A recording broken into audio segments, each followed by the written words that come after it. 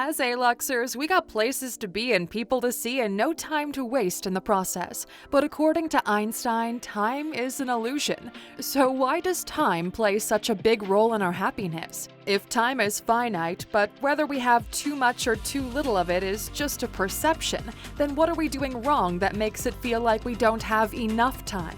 We're going to look into some of the reasons, actions, and psychological patterns that have been robbing you of your precious time. Welcome to Alux.com, the place where future billionaires come to get inspired. If you're not subscribed yet, you're missing out. Number 1. We aren't in control. Those of us who are lucky enough to control our daily schedules and set our own deadlines will be able to have an active approach to time passing by us. But for the majority, we experience life and scheduling and time passing reactively. What we mean is, it's the feeling of struggling to get up to your alarm, then corral the kids through breakfast, into the car before hitting a traffic jam and ending up late for a meeting at work, and the rest of the day is spent playing catch-up until you fall into bed again. This feeling of not having control over your time and schedule is what causes the feeling of not having enough time. If you stopped and were able to cancel one appointment and give yourself a breather, you'd be able to gain control and the clock would slow down again. When your every minute is accounted for, it causes a knock-on effect when one thing makes us run late, and we feel a time conflict, and then we start to lose control. Number 2. Our expectations are off. Have you ever started a project thinking it would take a Saturday, but instead it took all weekend and it still wasn't done? So, is this the case of not having enough weekend or having too much project? We're all terrible at estimating how long things should take. Our expectations are unreasonable, and this causes us to feel like there isn't enough time. The truth is, we want to get too much done in a day too often. After all, there are 24 hours in a day. Even though that is not strictly true, stick around to the end and see why. When you become realistic in your expectations of yourself and how long things will take you, you allow enough time for things, and you're less likely to cram so much in that you're rushed or don't finish. This might mean letting go of other people's flawed ideas of what you should get done in a day. Instead, appreciate what time you do have and what you were able to do with it. Number 3. You waste time searching. One way to waste a ton of time is to lose things and have to turn over your whole house or office to look for them. It's a major waste of time and could have been easily resolved.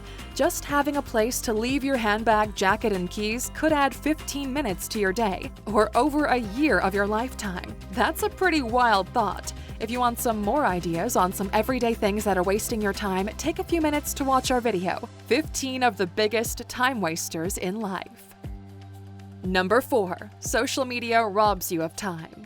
The infinite scroll could be costing hours of your day, and although we like to think we're well controlled and not spending that much time on the gram, on average, according to studies, it's up to 2 hours a day. Imagine if you had 2 hours a day to do whatever you want. Would you trade it for the joy that scrolling brings you? If your answer is yes, then you'll have 2 hours of extra time coming your way every day.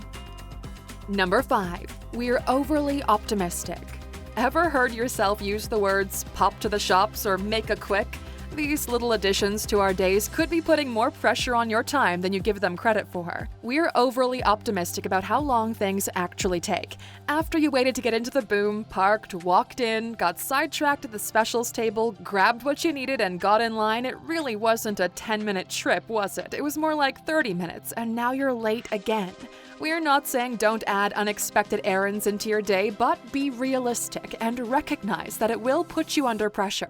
Then you're at least less likely to be stressed out when you suddenly look at the time. Number 6. You don't prioritize. Not all activities are equal, and unless you write down your schedule once in a while, you'll have no idea where your time is gone. When you plan and write stuff into a calendar and schedule, you'll give yourself a minute to realize if something is actually important and worth doing. When you plan on the fly, you actually fail to plan. As you go, you agree to things, say yes to stuff you don't care about, and before you know it, another year has passed and you haven't done the trip you wanted, started eating better, or updated your resume. Stop for a few minutes a week or each day and check that what you're doing is what you actually should or want to be doing. If not, take a minute to shuffle things around, send any necessary apologies, and move on with your life. Number 7. You're disorganized. Being organized takes time to save you time long term. Sure, you have to pack your lunch the night before or get your gym bag in order, but it saves frantic minutes in the morning or a trip back home at lunch to pack your gym bag or go buy a sandwich. If you're constantly having to double back and detour because you didn't spend an extra few minutes planning, then your shortcuts are costing you and nothing is going to change until you get organized. Number 8. You don't plan. We mentioned it before, but without planning, you're going to be living reactively rather than in control. Don't wait until your car conks out and you're without wheels for 2 weeks. Instead, stay on top of basic car maintenance. Planning also means you do things when it suits you and you can do it efficiently instead of plugging holes when you have no time. You can group together things on the same side of town and spend less time on things when you don't have to multitask, which brings us to our next reason you never have enough time. Number 9. Multitasking is a myth. You might think you're king of multitasking, but it's more like you're a slave to it. When you multitask, every individual task takes a lot longer. Even though you feel like you're achieving a lot, you're actually doing everything half-heartedly and make more mistakes. Instead, block out time per section for work, family, and relaxation, and then per item.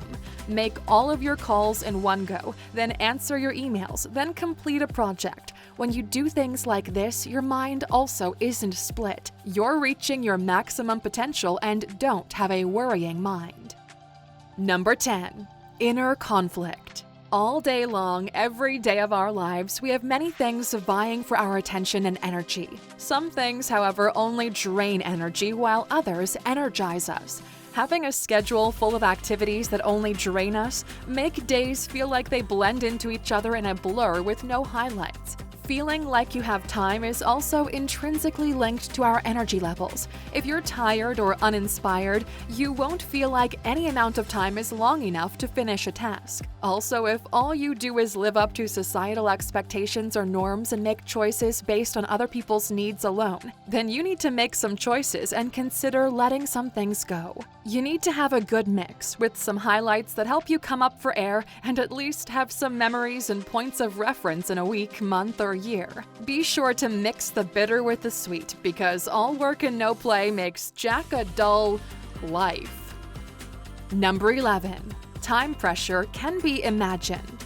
The time versus money battle makes time seem even less in supply. Either you work all your hours and still don't have enough money, or you have enough money but no time to spend it. Tim Kasser, a professor of psychology, explains the quandary of time like this.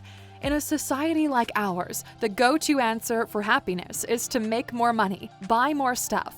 Well, no, what people actually need is more time.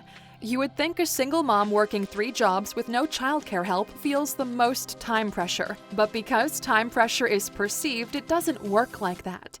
The truth is, when people acquire more wealth, they feel even more time pressure. So many expensive hobbies and travel options to do so little time. What's crazy is there's no actual reality of time pressure that makes us feel short on time. It's just a perception that we value using our time differently, or we should be using our time differently. Hopefully next time you're spinning with no time, you can take a breath and just remember this.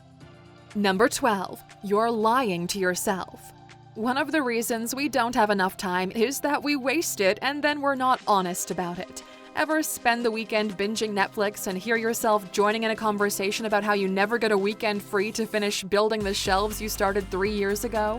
When we get stuck in cycles of perceiving we don't have enough time instead of looking very honestly at what activities we spend time doing, then we're always going to feel like we're slaves to time. Instead, embrace what you're doing. If you want to spend the weekend watching the series, then go do it. But don't let yourself get suckered into believing you don't have enough time to finish the shelf. If you can remember that, then here it is summed up by Gary Vaynerchuk, a successful businessman and speaker. Everybody has time. Stop watching fucking Lost. Maybe Lost is an old reference, but you get the picture. Number 13. You're not busy, you're just tired. There are 24 hours in a day, and part of that needs to be dedicated to the R word. It's become some kind of off-limits word in the modern world, but rest is what makes everything sustainable. When we're run ragged, adding one more item to our to-do list can upset the whole apple chart and make us go from handling this to a nervous wreck without any time for anything. Punctuate every 24-hour cycle with a solid rest, and you'll handle your waking hours a lot better. Number 14. We don't ask for help or read the manual. It's wild to think that out there exists an instruction manual or instruction for every single task and piece of equipment you ever wanted to use, except we often opt to struggle our way through where the screws go and which way is the back instead of taking 10 minutes to follow the instructions, and then ending up back at the hardware or furniture store asking for advice or a replacement. Think of instructions as life hacks, if you will, except they're written by experts, not college boys. Save yourself some time and ask for help or read the manual. Number 15. You're living without pleasure. We touched on it before, but one of the biggest illusions that time is passing you by is that everything just fades into a blur of work, sleep, repeat. If you're not enjoying what you do, then you'll feel like life is passing you by. Living is also about passion, enjoyment, and fulfillment. Because work takes up such a big part of our life, this is one element that needs to elicit pleasure. If you can't, you need to include happy moments in other ways. Schedule time with friends, exercise, or cook if that's what brings you joy. Having things you can look forward to will stop procrastination and help give you a highlight to look forward to, and will keep track of the time that's passed and how you spent it. So, Aluxers, confession time. Which point on this list are you most guilty of? Share with us in the comments. Now, you stuck with us until the end, of course, we've got a bonus for you. If you feel like a 24-hour day is never enough, then I have some bad news for you. A day is actually shorter than that. A day on Earth is actually 23 hours, 56 minutes, and 4 seconds. This is called a sidereal day. If you find a star that is directly above you at midnight one night, the next time that star will be directly above you is at 11:56:04 p.m. the next night. But luckily we simplify that by using the average of the Earth's orbit around our closest star, the Sun. This is called a mean solar day, which is a 24-hour day for simplicity's sake, and we split that change with a leap year or adding a second to the clocks every few years. Thanks for watching, Aluxers. We're glad you joined us. We have plenty more videos. Just remember to subscribe and give us a like for this one. Till next time.